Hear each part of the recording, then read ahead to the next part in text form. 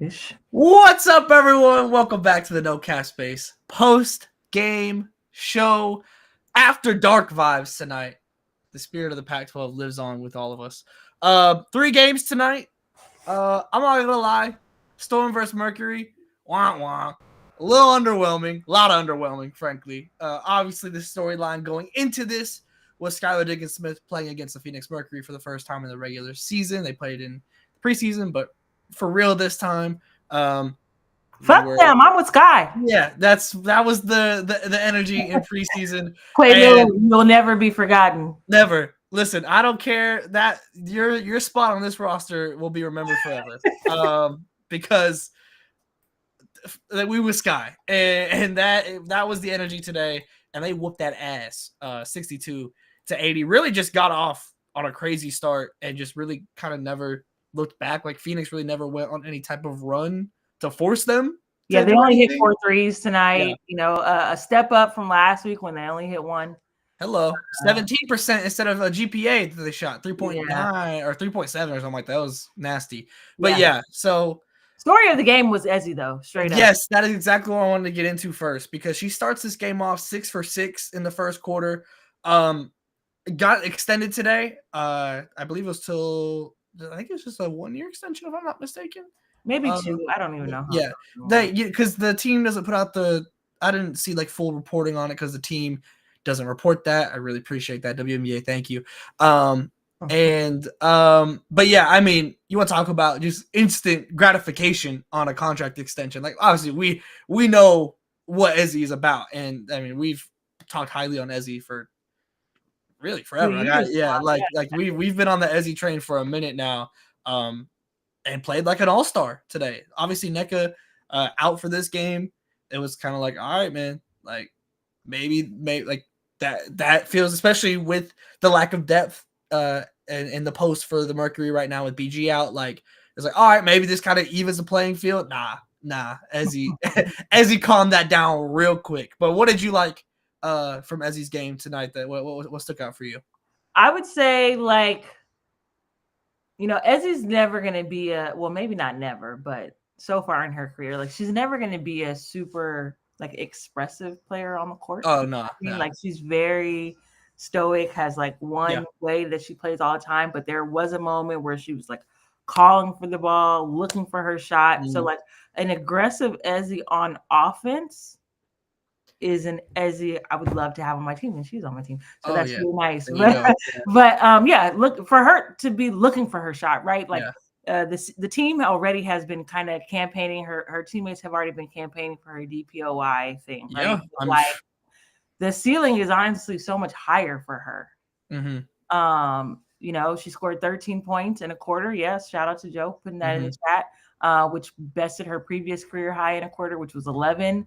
So yeah, like aggressive Ezzy on offense is sky's the limit, truly, on what genuinely like. Yeah, like we've seen her hit a couple threes this year. You know, we've seen the two-way plays that like you have that. Like I mean DPOY is not an exaggeration by any means. Right. Like that's legitimate. Like that's not just teammates campaigning. That's legitimate. And man, like it obviously was an all-star last year. So obviously there has been these accolades that have come in for Ezzy. This isn't just some coming out party or anything, but I agree with you though, because I remember like those possessions where she's calling for the ball.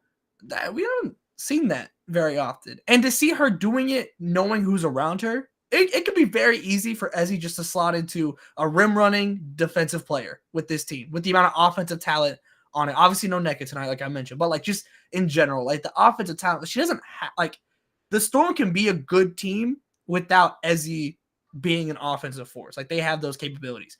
But when you talk about being a championship contending team, Ezzy feels like the floor raiser. Yeah, listen, I think a lot was made of, and we've talked about it here, right? A lot was made of the offseason acquisitions that they made with Tyler and NECA. But and that they were like a big 3. No, that's a core 4. That's a core 4. 1,000%. Absolutely.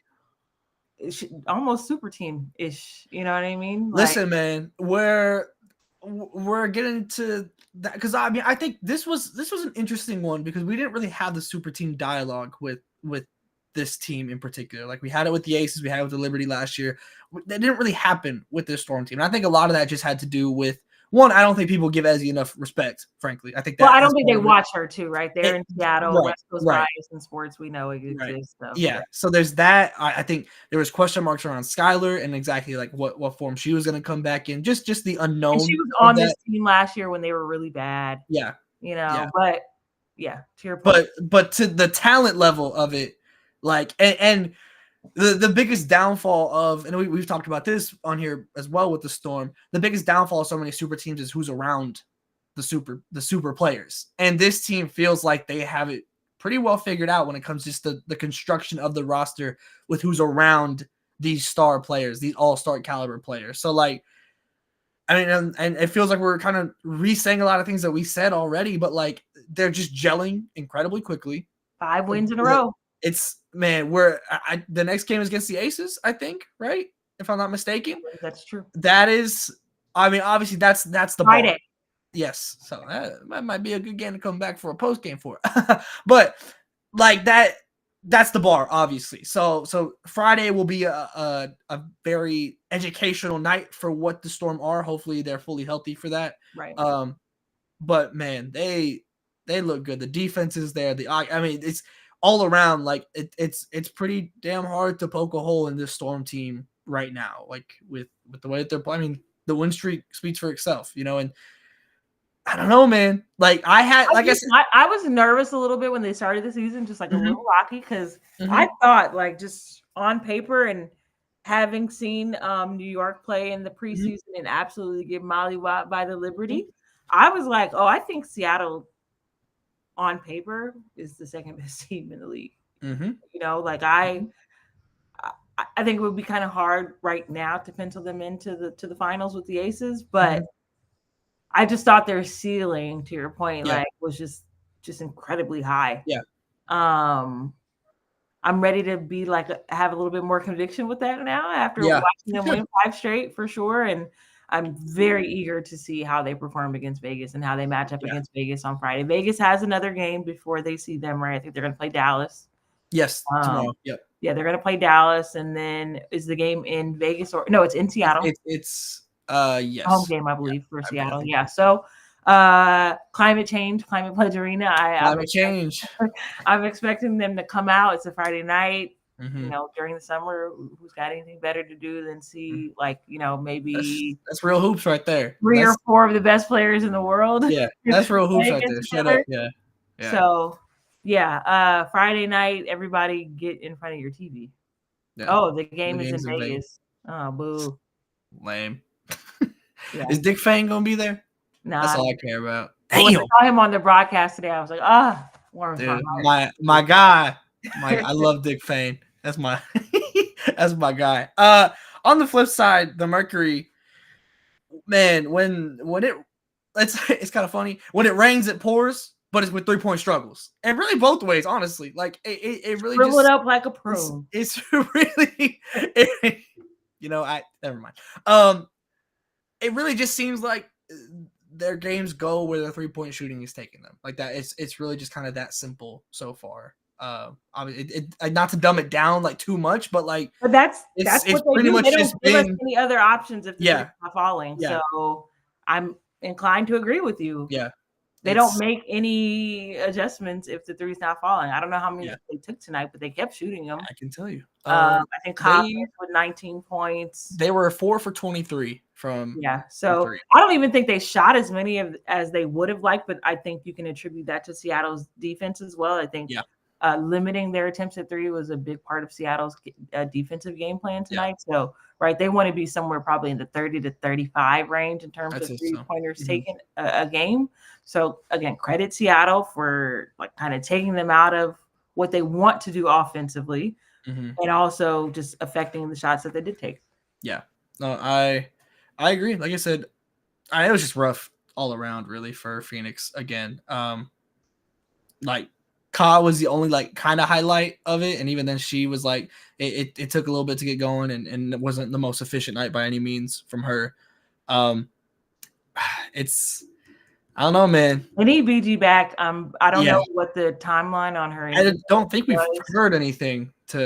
I felt like I thought I saw her out of the boot. I could be wrong. She was warming up. Not this game, but I think the last game they played, she was warming up with the team just during layup times and everything. Hopefully so presumably soon. Yeah. Hopefully she's close so that we can really take a real look at this team and kind of right because I mean BG, Yeah.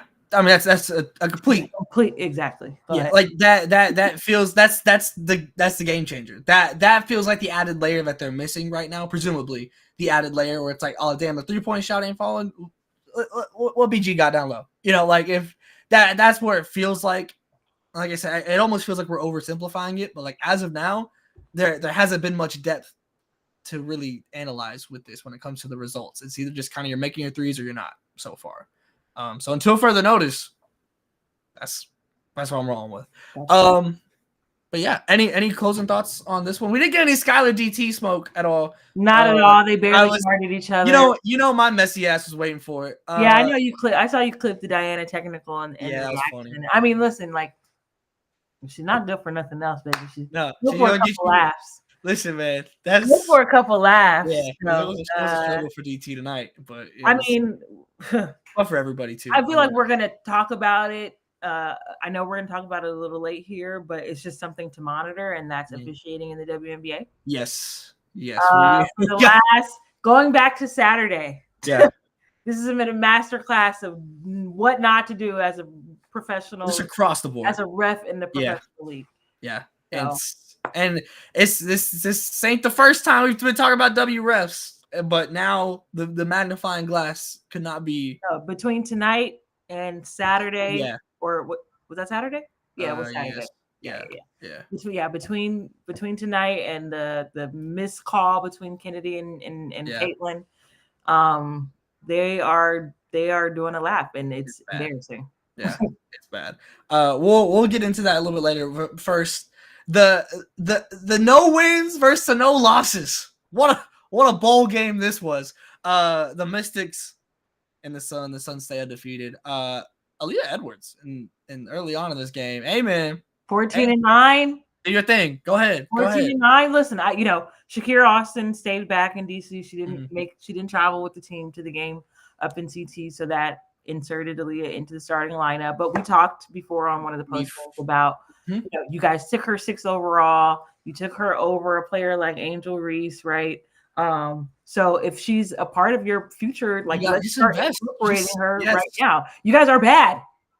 Like it ain't changing anything. You know what I mean? So and I've seen her, right? And now as a professional, she's not quite, but she's probably like almost tied how many games she's lost over the last 4 years. You know what I mean? Like it's like neck and neck almost, And so I've been seeing her on the timeline, just like tweeting inspirational. She's tweeting like a wide receiver. Yeah, trying to stay focused. So I'm sure it's like weighing on her. Yeah, it's gotta be a lot. Yeah. But we saw that basically her entire all of her former teammates were in the crowd tonight, watching her.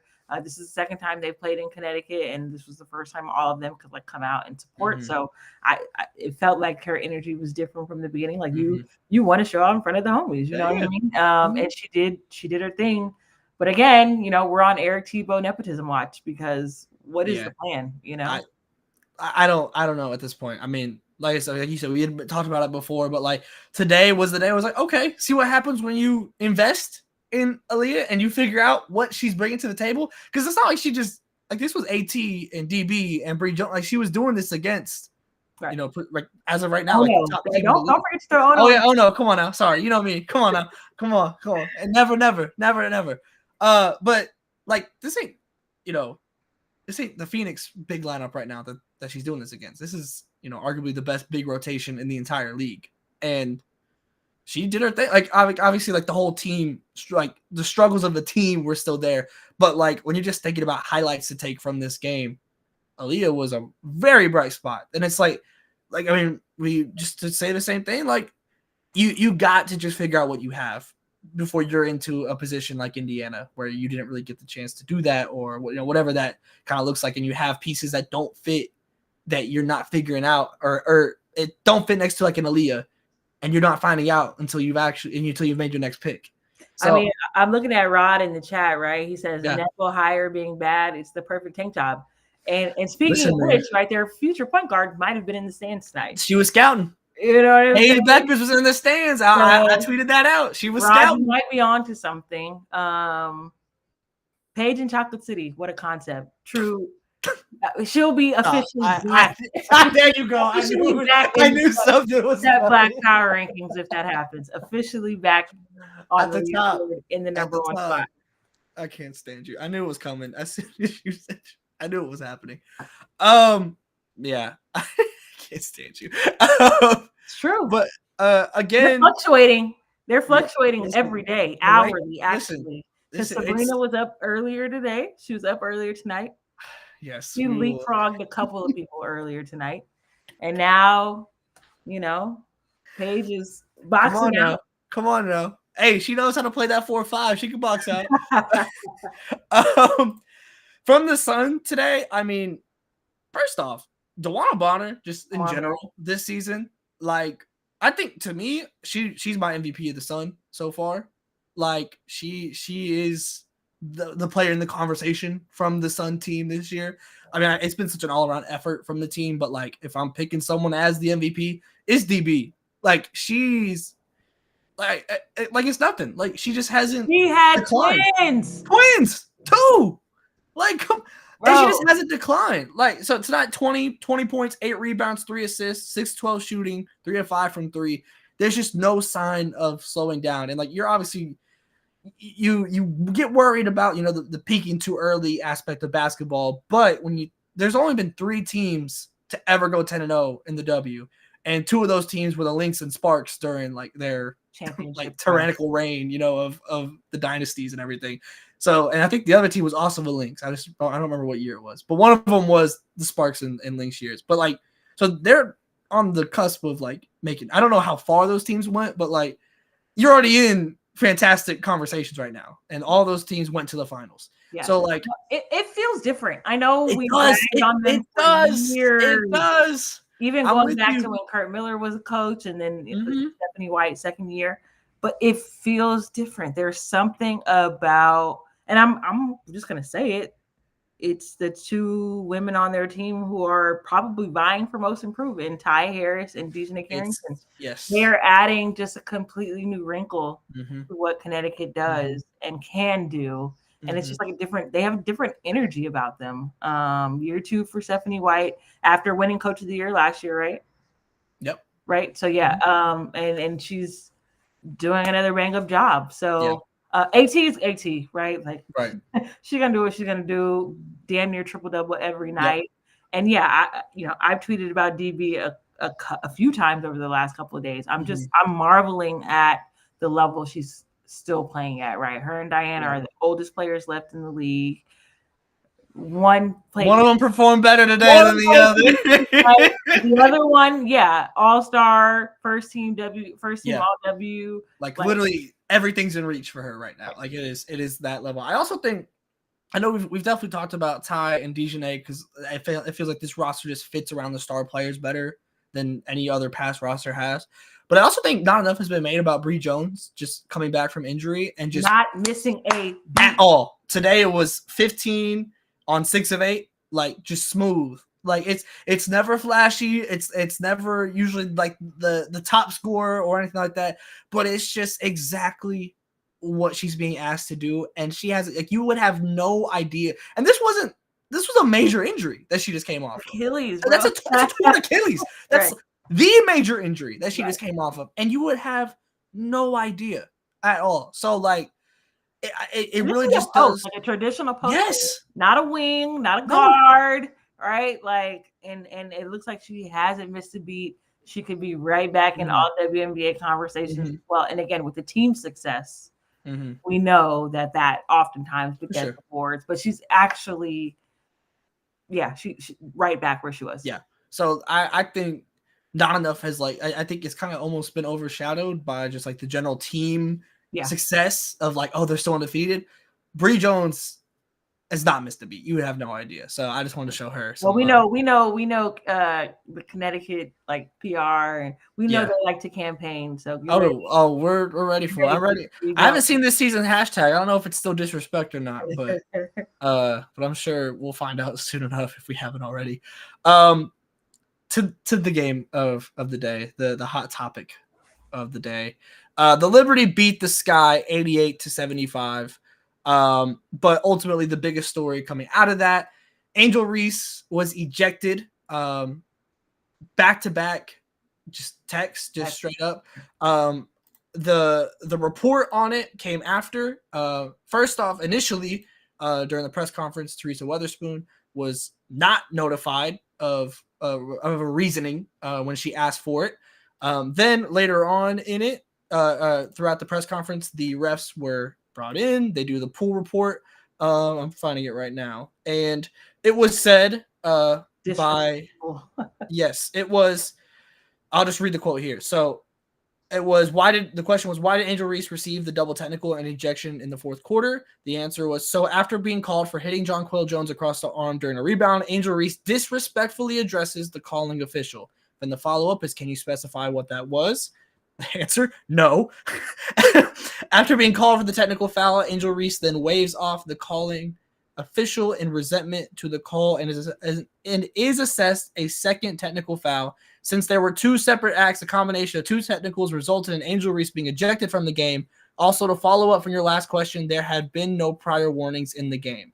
And then we saw a reporter there on the ground had said that Sabrina Ionescu had basically asked the ref. She got 2 texts for saying that's bullshit. Yeah. It's everyone else's reaction when the moment happens, right? Literally, and both teams. I've never seen both teams be like, what? I've never seen that before. No. Yeah, I don't know who bro is, but like, come on, dog. We didn't pay. We didn't pay to see you at all. That boy did not blow his SSI check to watch you officiate this basketball game. Yeah. That is not what happened. So, and again, like people have been ejected for like that is just that's bullshit. Is like just a crazy thing. Charles Watson, that's his name. You know, Rod will come in with the ref report. Charles Watson. That's crazy to say. Like that's crazy to just even be teched up for. Because it's not like, what the fuck was that? Or that's a bullshit call, ref. Right? Like where I'm like truly addressing you and I'm just saying that that's bullshit. And then the wave off is just so incredibly commonplace. So again, like people are not paying to see the referees. No. And in the last 3 or 4 days of gameplay in the WNBA, the refs have completely showed their asses. Yes. It's been horrible. Kathy, let's get a hold on this. Come on. Let's get a hold. I mean, again, like officiating is a very difficult job, but like these mistakes. Exactly. It's the types of mistakes. It's not like bang bang calls or whatever. Like it's blatant. Like one way, like whether you're talking about the Caitlyn situation with Kennedy and that being called a flagrant one after the fact, whether it being this just being so incredibly fragile, like with yourself. Even tonight, freaking Seattle and Phoenix, Coach Riblets got 2 challenges successfully. Yeah. Like, yeah. What are we doing here? It's really bad. Like it's just painfully bad. And and this isn't new to the W, but with the magnifying glass, with the glass, and especially when you literally do it in the 2 moments back to back is with Caitlin Clark and Angel Reese, the 2 players bringing the most eyes currently to the product, and those are who the moments are involving. Like it couldn't be worse, frankly. Like it just couldn't be. Like you like with the situations they have, like that is, it's awful. Like there's no other way around it. That was an awful ejection. I saw Alonzo Ball apparently paying her fines. Shout out to $400. Yeah, $200 a pop. Yeah, W. I'll be definitely interested in seeing if they rescind. Angel's been fined like $1,500 in the last 4 days. Man, great. They are hitting her pockets tough right now. Hey, what's so funny is she changed her tune about the WNBA and its pay structure and how. You know, she's so happy to be earning like $75,000 for 4 or 5 months of basketball, and they already took 10% of it away. I need Shaq paying the first one, and I need Lonzo paying this one. Like, what are we doing, man? This is crazy. Yeah. But I mean, that's what's kind of gonna grab the headlines today. But like, there was some fantastic basketball being played on an individual level tonight. Yes, several players. Yeah, I got the box score pulled up. We could start with Stewie, who let's do it, because she was playing like it was against the Fever. Like there's only one team I've seen her act like that with for a minute. Like that first quarter of like early on in this game, that was best in the world. Yeah, Lonzo tweeting. That was best in the world. Yeah, she had Lonzo tweeting on the bird. That's best in the world, Stewie. I feel like we haven't really seen that. It's been a while. It's been a minute since we've seen best in the world, Stewie. Yeah. But yeah, go ahead. What impressed you from best in the world? Stewie? I mean, this is a team with the Sky who's embarrassed them the last couple of times that they've played each other. You know what I mean? The Sky they got young players who, for lack of a better word, haven't done shit in this league yet. But like, they were giving the Liberty all that they could handle, so it was good to see them respond, but particularly Stewie, right? Like, she is the best player on their roster. It's not particularly close in my view, but she hasn't played like it in a while, especially consistently. So it's the array again. Like, what makes Stewie is like the offensive like versatility and diversity with which she can be effective on the court, right? So like, that was on full display tonight. And that was even with John Quell struggling to stay on the floor through foul trouble. Yes, he had a rough game. John Quell did. But Stewie absolutely picked up. I'm trying to think. She shot, it was 14 of 25 tonight for Stewie. I don't know. Exactly what I was about to say. I have no idea. I'd have to go and look, because a game doesn't come to mind where we've seen her put 25 shots up for a long time. Maybe I'm not even sure if it's in a Liberty jersey, frankly. like honestly, like off the top of my head, nothing comes to mind. But 33 points, 14 rebounds, 3 assists, a steal, a block, like that. That's Stewie. Look, she saw Fee get player of the week. She saw Angel get Asia get player of the week. She's like, I want to be back on that tier with them. Yes, because she hasn't played like it this season. She has not been on that tier. And that's that tier. That back on it, right? Yeah, 100%. Another player that has been in the headlines and got a huge ovation today when checking in was Kennedy hero's Carter. Welcome. A hero's welcome in Chicago for Kennedy Carter. She's been hooping, man. Like, today was a little bit less efficient, but like also nobody was really like, Kennedy was kind of a lot of times like the one going a lot of the time. I would say her coming in the game kind of flipped it for Chicago. Yeah, they were down 100%. Double digits, maybe like 17, like a considerable amount of points, and they got it all the way back. I feel like they even took the lead at one point. Damn near close, if not take the lead. Yeah, or got tied. Maybe something like that. And a big part of why that happened was because Kennedy came in and put her foot on the pedal, on the gas pedal, and was just run. And again, New York's perimeter defense, with the exception of Benaja Laney, but that's not who was checking Kennedy, because that's not a good matchup for her either. Courtney and Sabrina cannot handle a player like Kennedy Carter. And I mean, really, which backcourt in the league can truly? I was about to say, there's not many. She's just so damn fast. Like her, just the burst of speed. Like, there's just not. It's damn near impossible. Like, I don't know, like, how you get. It's very hard to get ahead of Kennedy. Like, when you're guarding her, like, I can't. It's all about the angles at that point, and even then, like, she just beats people to the spot so consistently, just based on just the athleticism alone, and that's not even getting into the handle or anything like that. Right. So. Yeah, she's leading the league in points off the bench, right? Yeah. And tonight she didn't let up. She bested what she's averaging right now in the season by like 7 points. So again, like, she has not had the benefit so far in her WNBA career up until this point of having like a coach who is just like truly bought into to what she can give a team, and her and Spoon is match made in heaven for real. Like, it really is. Somebody who believes in you, who's gonna give you the opportunity. and also somebody who like the other guards on the team can't look at and be like, well, what's going on? I got this. Yeah. You know what I mean? Like just true command of the team. I mean, obviously Angel got ejected tonight and whatever happened, on, but in terms of like, it just feels like she just really has their ear and they are willing to do anything for her.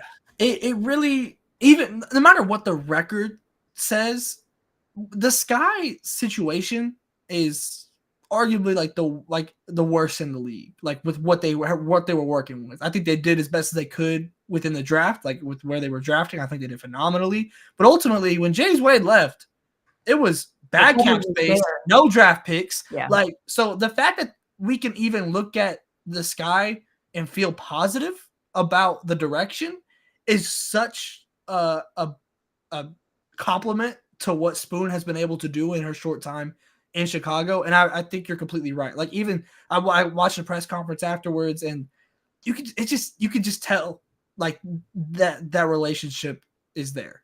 And I think it's very interesting seeing that's now like the former players, and I think that's a big part of it is just having the former player aspect with it and like how that can impact it, because it really does seem like, because one of my favorite parts about it, everybody, but yeah, right, not everyone, but I think just Spoon is just one of those, like Becky's another one, like where it just works in that way, and I think there's that mutual respect there. And one of my favorite parts about it was, especially with Kennedy specifically, within the press conference, someone asked and was like, hey, like Kennedy keeps talking about these conversations you guys are having, like, is there a certain message you're getting across or anything? And she's like, it's a constant conversation. Like, it's just an ongoing like lesson and conversation that they're having that's just kind of continuing the growth.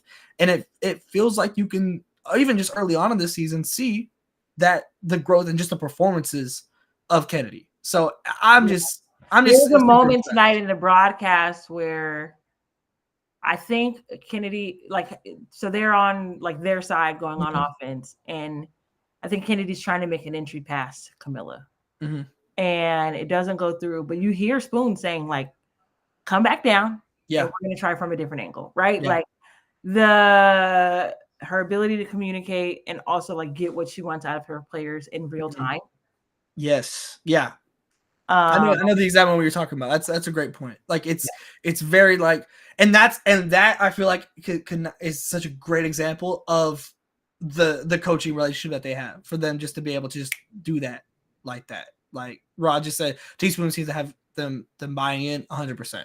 I mean, man, it's just looking good. I'm reading some of the YouTube comments as well. Do y'all think this guy could be doing more with Camilla? I know it's still early. When JJ was on the bench, it felt like they weren't looking to her at all. I'm still willing to give it more time just to figure out, but the impact with Camilla is felt immediately. Like it's, if not soon, it's gonna happen. Like there's no other way around it. Just because you can just like, there's certain players when they're on the court, you could tell the shift, and Camilla just feels like one of those players. If you haven't checked out our interview with Camilla, it was really fun. Go check that out right here on the YouTube. But the first sit down ever. Yes, her first ever sit down interview right here on the No Cap Space. But yeah, like I'm definitely like, I'm not panicking yet or anything close to that. Still on a minutes restriction as well. So that also could be playing into it, but absolutely, like Camilla, there's very much still time for Camilla to make a push when it comes to all rookie first team. Like and the potential for that is completely there. So I'm excited to see once she's like fully cleared, seeing what it looks like at that point. So I'm not pushing any red buttons yet, but like we saw it against the Fever, especially. She's ready. Like it's on go. Just like a lot of these rookies, like she's ready to go. The curve will still be there to a point, but yeah, so it's there. So I'm not worried about it yet, but monitoring for sure. Yeah, not yet. It's only her second game as a pro. For sure. Effective in the second game too. Yeah. Right. So that's, to me, that's like all you want. Like they have I think a pretty decent big rotation. Angel, Camilla, Ewell playing like definitely very solid, yes, high player, and maybe even a DPOY herself. Izzy also coming back from injury but doing some really good things. Like, again, this is a team where they have like a lot of depth and like a lot of players that you kind of have to play. Yeah. So it's a really delicate balance, but I look, they wouldn't have taken Camilla third if they. No, there's. I mean, What I mean? the obvious end game here is Camilla and Angel. Like, duh. So I'm not worried about it right now. Obviously, I think there is. I mean, they have a lot of depth, like just like you mentioned. So figuring out how, like, because you don't want to just like you don't want to bench E Will because like E Will's been super solid. So figuring out how Turner, how could I forget? Oh, come on, how could you?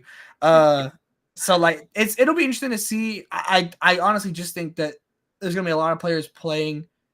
Like I don't think starting is going to matter as much. Are just you in general. finishing? Just, That's the question is who's going to be finishing, and that might just be a game to game type thing. Like today, like Dana Evans didn't have her greatest game while Kennedy was hooping, and I think there's very real possibilities that next game that could just be the other way around, and we see the minutes and the opportunity just flip the other way around. So I think it's just going to be a very play it by ear season, frankly. And Lindsay Allen gets a ton of minutes, like too. Yeah. So again, like guard rotations deep, big rotations deep. They're not the wing that's like, but in those other two positions, like man, Teaspoon's got a lot of things to juggle. Yeah, and I don't envy her at all because there's a lot. I guess it's not, especially like I said, especially for where the Sky as a franchise and organization were left.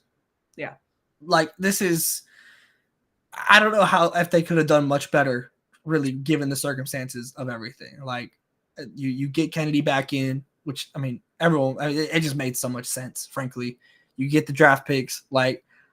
I love what Chicago is doing, and Spoon just seems like the coach that could just be there for the long haul and develop kind of along with the franchise almost and help it grow as she continues to get deeper into her head coaching career. So I love it all. It's not going to be an immediate thing. It's not going to be an instant success, but the direction as a whole, like frankly, Indiana, the direction, You have your talented stars. The direction of it, I don't have trust in that. Chicago, I got that trust. As of now, until further notice, I'm trusting the vision with Chicago right now, and that's a big difference when you're building around young stars. Washington. I don't know what the hell they got going on. Like so that it's a difference. When you look at the teams that are at the bottom or were projected to be at the bottom, it feels like Chicago is kind of in the best place. Yeah, I'd say so. Like obviously, the Fever have Caitlin and Aaliyah and Nalissa, but like again, like they haven't even figured out how to like maximize them yet, right? Yeah. Where you look at on the flip side, like yes, Angel's shooting terribly from the field for a person in her position, but she's also leading the league in offensive rebounding. Right. She's also a damn near double every night. You know what I mean? So like. Things will come in time as she just develops. She's got to like fix her mechanics on that shot. It's like paramount kind of at this point. It's paramount, but I don't know that you can do that during the season. And again, you're coming off off season, essentially. So, even with like just the rawness of this team. I like how you can see the mold and like how it can be molded, and Spoon just feels like the perfect person to do that. And like with this roster specifically, these personality, like it just makes so much sense. Like the equation just adds up perfectly to me. And like you said, especially in comparison to the other bottom teams, like the direction, like this feels like the long haul, where everyone else feels like changes are coming sooner rather than later, and that's a big difference. Yeah. So after tonight, we've gotten to see all 11 out of the 12 teams play in the Commissioner's Cup game. We're still waiting on Vegas to play in their debut. Their schedule's crazy. No, it's insane. Like they've been chilling. They've been at the house with us. Yeah. They could have been on post game. No, they've been watching for sure. How are you? This is the third year of the Commissioner's Cup, right? First winners were Seattle. Yeah, Seattle won the first. Yeah, Year 4. Sorry. Okay, Seattle won the first one. inaugural, right? Was it? Yeah, I think. Hold on, I'm gonna just look it up because now I'm questioning. New York won. Yeah. Okay, Aces. But I feel like a lot of other teams are like feeling pretty good about their chances. I heard Storm, Aces, Liberty is okay, what yeah, it is. I heard Minnesota talk about like they haven't ever basically so moving it back, right? Having it not be at the start of the season. A couple other teams think they're going to have a shot at the bread. So Connecticut will certainly have a chance. Yeah. Point differential is going to be important. So which was I saw like Breanna at the end trying to score because of the point differential. I'm not gonna lie, I totally forgot about that aspect of it. Like when in the moment of that happening, I was like, what is she doing? Like, yeah, I mean they're only going to play 5 games. Yeah. So, no, it matters. Like it all matters. This time next week we'll know, right? Or sort of we'll know who's going to be. Probably I know for the East, I think the Liberty and Sun play next, and like that will probably decide who's going to come out of the commissioners, like for the East. So like we're going to be finding out pretty soon about what this matchup is going to end up looking like. And man, I don't know. There's several top teams like that are. Yeah, I'm excited. It feels like a lot has been made over the last 3 years out of like the timing of when the Commissioners Cup was, so they moved it back. I'm super excited, and I hate to ill men, but I hate in season tournament. Like who's going to be the Lakers of the WNBA season? Who's hanging the banner? Who's hanging the banner? Who's Shawnee going to make fun of? I need to know. To. So I'm definitely excited for that. That'll be fun. Jokes will be getting off one way or another, and that's really what I'm here for. Yeah. So, alas. But all right, well, I think we'll probably be back Friday. I'd say, I guess. But listen, thank y'all so much for tapping in here on the No Cap Space post game after dark in the spirit of the Pac-12. So thank y'all for staying up late with us. And also tonight. Oh yeah, go ahead. Hey, thank you for 1,000 subs on YouTube. Hello. We surpassed it with the Camilla interview dropped. Y'all showed so much love to the Camilla interview. If you haven't gone and seen that yet, go check it out. But we did pass 1,000 subs, a very big benchmark for us. So thank y'all so much for the support. And if you haven't subscribed right now, it's free. Perfect time. Right there. What a time. This is we're talking about it. Like, yeah, the Camilla interview, like super proud of that moment for us, but like truly only the beginning in terms of like the stuff that we want to bring you guys and what we want to uncover about the women's game. And we've got some really cool things in the works. I'm super excited about the future of No Cap Space. It's been 5 months and it's been incredible so far, and onwards and upwards, for real. Hell yeah. So make sure you don't miss out on any of that content. And what you can do to avoid that, right, is if you go in the description, you're going to find the YouTube, the Twitter, the Substack, and the Playback. And all those things are free to follow, to subscribe, to click the bell and be notified whenever things are uploaded. Make sure you go do that so you don't miss out on anything No Cap Space, because we're covering the college game. We're covering the WNBA. We're covering the history of women's basketball. There's no stone that's going unturned in the No Cap Space. So thank y'all so much for tapping in with us here tonight. Make sure you click subscribe, and we will see y'all probably on Friday for the next one. But tap in on Twitter so you make sure you know when. But